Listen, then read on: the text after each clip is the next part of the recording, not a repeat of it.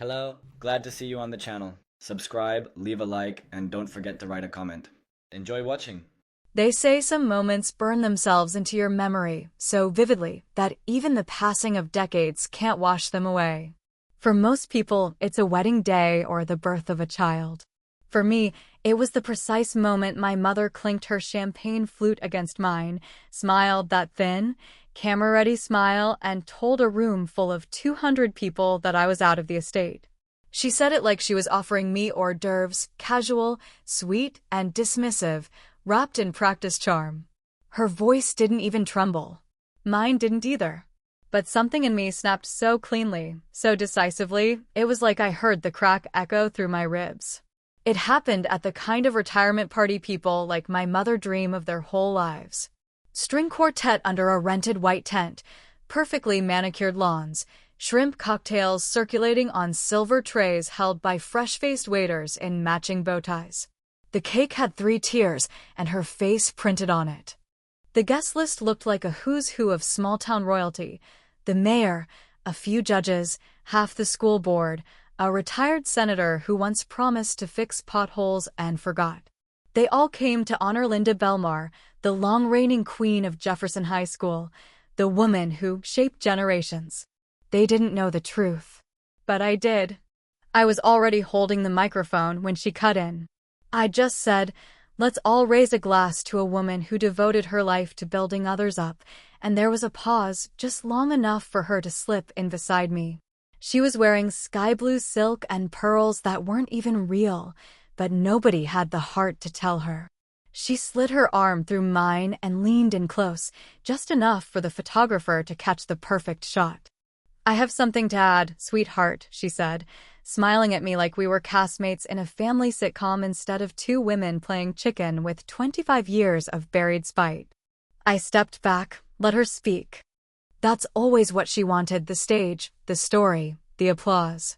And while we're talking about building, she began, turning her attention to the crowd, "I think it's the perfect time to share that, after careful thought, I've made a few changes to my will. I've decided that my son Michael will be the sole inheritor of the family estate. Claire's been doing her own thing for a while now, so this just makes sense for everyone. Isn't that right, sweetheart?" There were a few polite chuckles, a few gasps, and a whole lot of eyes looking at me like I might break a glass or throw a punch. But I didn't. I smiled. I laughed, actually full on, belly deep, like she'd just told the best joke at the country club. "You're a little late with that, Mom," I said, meeting her eyes so directly she flinched for just a second. "Because the truth is, the estate hasn't belonged to you for a long, long time." The silence that followed was beautiful. It wasn't confusion or curiosity, not yet. It was that first sharp inhale before the storm hits. I handed the microphone to the stunned MC and walked off the stage with my drink in hand, ignoring the buzz that followed me like bees to spilled soda. I didn't owe them an explanation. I wasn't there for them. I was there to bury my mother's illusions. And I'd just driven the first nail into the coffin. People always ask me why I didn't cry, why I didn't scream or storm out or confront her in private. But the truth is, that moment wasn't new for me. It was just the final scene of a play I'd been trapped in since childhood, one where I was cast as the understudy in my own family. She never hit me, not with fists. No bruises, no broken bones, just this slow-dripping acid of favoritism and sabotage. Her love for my brother Mike was unconditional. Her approval for me came with contracts, fine print, and expiration dates. I remember once, when I was 8, I spent 3 weeks memorizing a piano piece for the school talent show. Mike forgot his science project until the morning it was due. She wrote it for him while I practiced. He got an A. I got a shrug and a reminder that piano wouldn't pay the bills. That was the year she started calling me our little liability. I was never the golden child. I was the insurance policy, the what if. The person you kept on the bench just in case the star got injured. And when I finally stopped playing the game, when I moved to the city, took a job she didn't approve of, married a man she barely tolerated, she made sure to remind me what I was losing every single holiday. She always found a way to slip it in through guilt, through silence, through backhanded concern about my choices. That night, watching her face shift from smug to pale, I felt something I hadn't felt in years: power. But this wasn't petty. It wasn't revenge for a missed birthday or a public slight. This had been building for over 10 years. What she didn't know, what no one in that room knew, was that while she was busy polishing her image and plotting her petty punishments, I was untying every knot she thought she'd tied around me. And I'd done it carefully, quietly, like pulling threads from a sweater. One tug at a time. She thought she'd won because she still believed I was the girl desperate for her love. But that girl was long gone. And as I sipped my champagne and watched her try to smile through it, I leaned in, just loud enough for her to hear me, and said, "You think today is your win, Mom? Oh, honey, you lost 10 years ago." It wasn't the most expensive thing in the house, not by a long shot, but in our childhood home, there was one shelf in the hallway that felt like a shrine to my mother's silent authority, an old glass case that held exactly 6 porcelain dolls, each one with that eerie, empty-eyed stare that made guests uncomfortable but made my mother beam with pride. But the center one, that doll in the blue velvet dress with lace cuffs and tiny painted shoes, that was her favorite. "She's delicate," my mother used to say, dusting the glass case like it was holy. "She's worth more than you'd think." And I suppose she was, in a way, just not in dollars. That doll became a kind of symbol in our house of what mattered, what didn't, and who paid the price when things broke. I was 9 the day it shattered. Not in some dramatic, high-drama way. No, it was a small, accidental nudge, the kind that could have come from anyone. It had been one of those boring Sunday afternoons where the house felt heavy with silence, and the 3 of us, me, my brother Mike, and my mother, were trapped in our routines. Dad had already left by then, taken his silence and his suitcase and disappeared to a condo in Flagstaff. Mike had been bouncing a ball in the hallway even though we weren't supposed to play inside. I told him to stop. He didn't listen. He never listened. The ball hit the cabinet just hard enough to make it wobble, just hard enough to send that one doll, her prized centerpiece, tumbling forward and down onto the tile floor. It didn't just crack. It exploded, 1,000 tiny porcelain pieces, blue velvet soaked in the sharp finality of destruction. The sound brought my mother running faster than I'd ever seen her move, her heels clicking like gunshots on the wood floor. She stared at the broken doll like it had been a person, like she was at a crime scene and the killer was still in the house. Mike didn't say a word. Not one. He just stood there, mouth slightly open, eyes wide, and turned slowly to look at me. And I, for some reason I still can't quite explain, said the words that would cement the dynamic of our family for the next decade. It was me. Maybe I was scared. Maybe I didn't want him to get in trouble. Maybe I was already trained. But I said it. I owned it. And that was all she needed to hear. She didn't scream. She didn't cry. She simply told me to go get the broom and the dustpan, clean up every piece, and then come outside. The punishment wasn't just a scolding or a grounding, it was public. She made me write a letter to the doll. Yes, a letter, as if it had feelings, as if my 9-year-old self needed to process her grief on its behalf. She pinned it to the fridge for everyone to see. And then she made me pay for it, literally. Every cent of my allowance for the next 6 months went into a glass jar labeled replacement fund, even though the doll was never replaced. I guess guilt was the real investment she was after. Mike said thank you once. Just once. And then never spoke of it again. But from that point on, the pattern was carved into stone. He caused the damage. I absorbed the blame. She pretended not to notice. Or maybe she did, and that was the point all along. Years later, I'd still find myself trying to be the glue, the one keeping everything together, in my family, in my marriage, in everything I touched. But glue doesn't last forever. And when it cracks, it gets sharp. Dan came into my life when I was 21, far too young, far too raw, and stupidly eager to be loved by someone who looked at me like I was more than a footnote. He was charming, older by 16 years, and owned a photography studio that smelled like chemicals and nostalgia. He called me Angel and told me I had a face that didn't belong to this century. He liked that I didn't need attention, didn't fight him on the big things, didn't ask too many questions.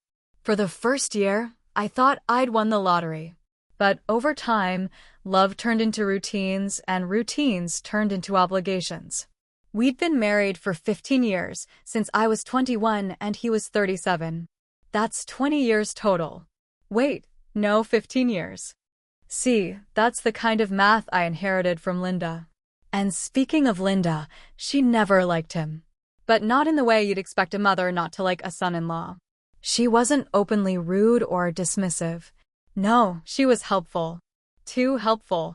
She'd invite him to lunches without me, forward him listings for houses closer to her, drop hints that maybe my independent streak wasn't great for a stable household. She did what she always did, poked little holes in the boat, and then acted surprised when it started to sink. Dan eventually sided with her more than with me. It was subtle at first, deferring to her on Thanksgiving plans, asking her opinion on our finances, even taking her advice on my career choices. Then, one day, I came home to find my favorite books boxed up and my name missing from the title on our joint account. That was when I realized my marriage hadn't failed. It had been dismantled, one whisper at a time. I didn't fight to keep it. I let him go. I'd already spent enough of my life fighting invisible battles with a woman who smiled while she stole things from me. After the divorce, I kept my distance from all of them. I rebuilt slowly, quietly. I didn't talk much to Mike, and I ignored the family emails full of updates about Mom's charity events and community awards. I figured she'd keep playing her little games until the end, clinging to her illusions of control like that damn doll on the shelf. But then I got a phone call from a friend of hers, a woman I barely knew, someone from her retirement committee, and she mentioned something strange. Apparently, Linda had rewritten her will years ago, and she'd done it not just in secret, but with Mike's help. His name was already on everything. Mine wasn't just removed, I was erased. That's when I knew this wasn't just the usual petty performance. This was war. And I was done being the scapegoat. There comes a point in your life when you stop waiting for people to change and start preparing for what happens when they don't. For me, that point came somewhere between a belated birthday card with no return address and the discovery that my mother had hosted a family reunion and simply forgot to invite me. I don't know why it was that moment. Out of the hundreds of smaller betrayals and passive-aggressive slights that had built up like sediment over the years, but something about that stupid group photo on Mike's Facebook page, all of them holding matching Team Belmar shirts like they were on some mission from God, just broke whatever thread of grace I had left. I'd been playing nice for too long, assuming that somewhere, buried under her layers of control and performance, was a woman who still saw me as her daughter. But by the time I reached my mid-30s, I realized I'd been clinging to a fantasy. And fantasies don't hold up under paperwork. What most people didn't know, including my mother, was that my grandfather, her father, had left behind a sum of money specifically earmarked for me. He'd been one of the few adults in my life who saw through the theater, a quiet man with hard hands and a soft spot for underdogs. I used to visit him at his tool shed just to escape the tension in our house, and he'd slip me butterscotch candies and stories about what real loyalty looked like. When he passed, I was 21, and I remember sitting in the lawyer's office beside my mother, who acted surprised when the will was read and a portion of his estate was granted to me for personal development, unmediated by external influence. That was the phrasing. It was like he knew. Like he'd seen it coming. But the money didn't arrive directly. It went into a trust, with my mother as interim executor until I reached 25. And by the time I did, the paperwork was a maze of amendments, withdrawals, and maintenance clauses that made it almost impossible to track. My calls to the trust firm were met with vague delays, until one day I called pretending to be my own paralegal and asked for an audit. That's when I learned the truth. Someone had been draining the account. Not completely, not enough to raise alarms, but steadily. Small travel reimbursements, school-related donations, vague entries labeled administrative compensation. I didn't scream. I didn't confront. I simply began documenting everything. For 3 years, I quietly built a folder on my hard drive labeled Mother. Inside were spreadsheets, scanned receipts, cross-referenced emails, and time-stamped downloads. I found flight records that didn't match up with school business dates. I found hotel stays charged to a school account during weeks she claimed to be homesick. I found a speaking engagement she had never given, just a photo op and a brunch with a donor who also happened to be on the will's witness list. It wasn't just shady, it was criminal. And it wasn't just about me anymore. She'd used her job, her image, and the blind trust of a town that worshipped her to build an empire of subtle theft. Every time someone praised her dedication or handed her an award for outstanding service, I saw another lie engraved in metal. I knew I couldn't stop her, but I could stop playing her game.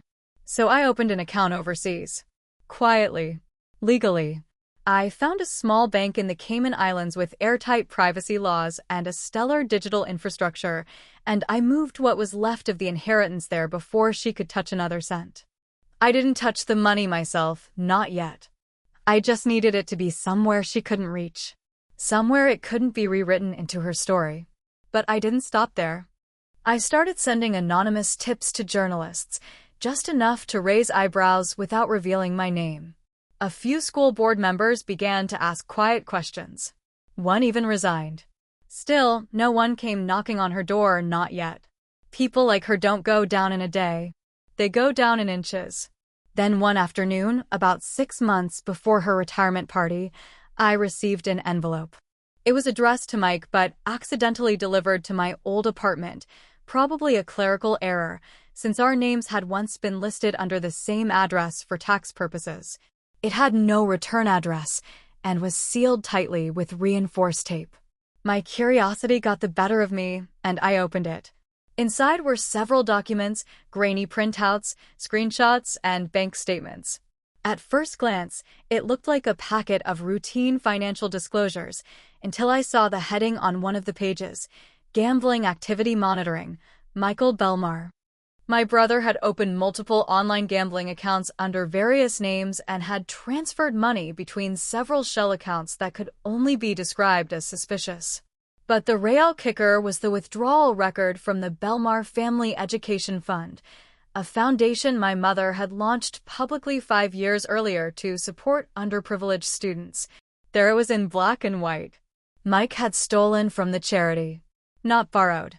Stolen. And the worst part?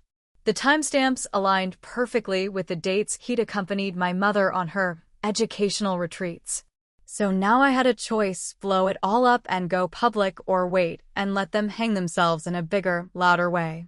I chose to wait, because there's nothing more terrifying to people like them than silence. Silence means planning.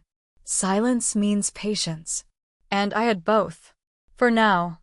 There's a certain kind of arrogance that only firstborn sons seem to inherit, not the earned kind that comes from effort or discipline, but the slippery, bloated kind that's built on years of unearned praise and soft landings, padded by a mother's endless rationalizations and desperate excuses.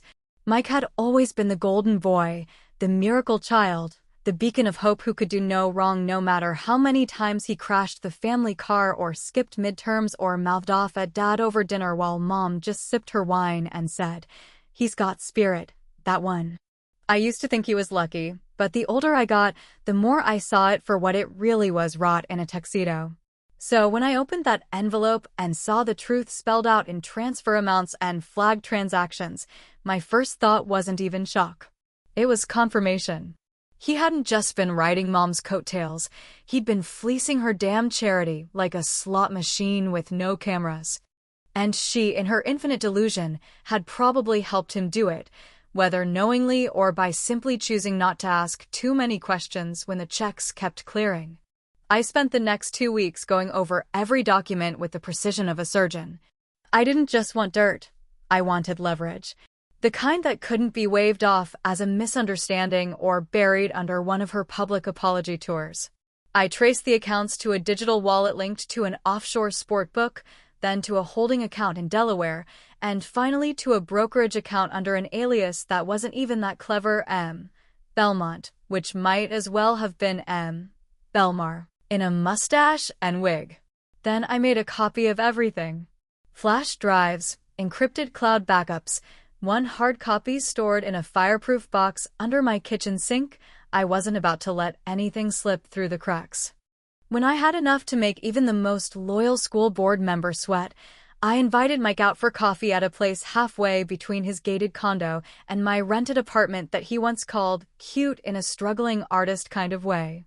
He showed up in a quarter-zip sweater and loafers without socks, like some kind of discount real estate guru, and smiled like we were siblings in a Hallmark movie reunion.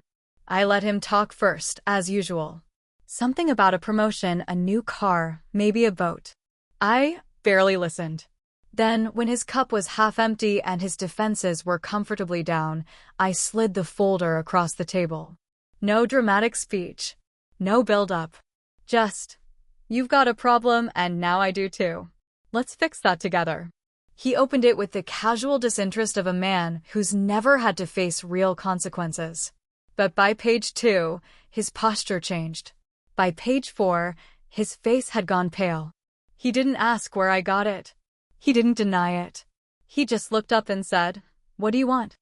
Like we were at a poker table instead of a coffee shop across from a dry cleaner and a pawn shop. "I want what you and Mom took," I said, my voice calm but sharp. "I want your share of the estate. In writing. Signed and witnessed. I want you out of the picture officially, and in exchange, I won't send any of this to the IRS, the school board, or that lovely reporter from Channel 5 who's been poking around about charitable fraud." He tried to play tough, tried to say it wouldn't hold up, that it was circumstantial, but I could see the fear in his eyes. He knew exactly how much weight public perception carried in our family. Not just money, but image. Reputation. The Belmar brand. He folded like damp paper. 3 days later, I had the document in hand. Notarized, witnessed by one of his nervous drinking buddies, and delivered in an envelope marked for Claire. It gave me everything, his share of the property, the trust rights, even a signed acknowledgement that I had acted in good faith. All of it filed, copied, and sealed. But I wasn't finished. See, I knew my mother would never accept it. Even with Mike's signature on the dotted line, she'd find a way to spin the story, to keep the mask of control glued to her face. That's when I decided to set the final trap. I needed her to take the bait, to make the final mistake in public, where there would be no edits, no polite explanations, no second takes. So I fed her a rumor. Through one of her friends, the kind of woman who loved wine tastings and gossip more than her own grandkids, I let it slip that I might be challenging the will. That I'd found a loophole. That I was going to make a speech at her retirement party, a heartfelt one. A tribute. It didn't take long. Linda, ever the control freak, couldn't resist seizing the spotlight back. She asked the MC to let her speak after my toast. She wanted the last word. I knew she would. And that's where she said it loud enough for everyone to hear, recorded by at least 3 cell phones and 2 news cameras. Claire is out of the estate. It's already been decided. Exactly what I needed her to say. What she didn't know was that by publicly confirming it, by admitting to intentional disinheritance in front of legal witnesses and the entire town, she had opened the door to a challenge that couldn't be brushed off or tucked away in a quiet courtroom. The IRS wouldn't care about her reasons.